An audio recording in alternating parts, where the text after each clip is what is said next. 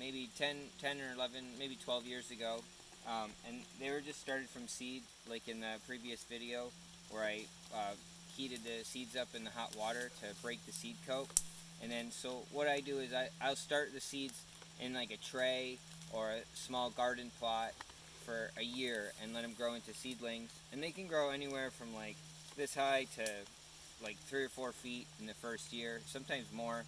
Um, but it's not that important. It's just to get them started in a weed-free setting. And then once they're started, then you can just, they're really easy to plant. Any soil that's not super wet, they're going to thrive in.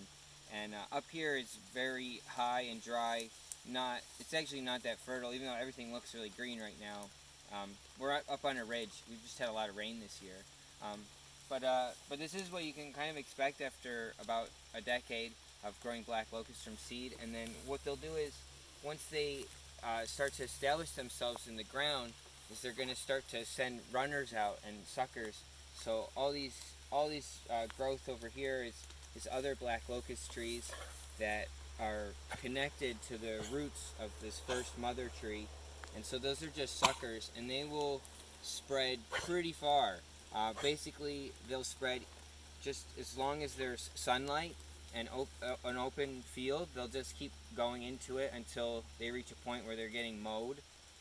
And then they'll spread the other direction until they hit the woods. So wherever they hit shade, they'll stop. So they're either contained by shade or mowing, and they will. The more you cut them, the more they're going to spread.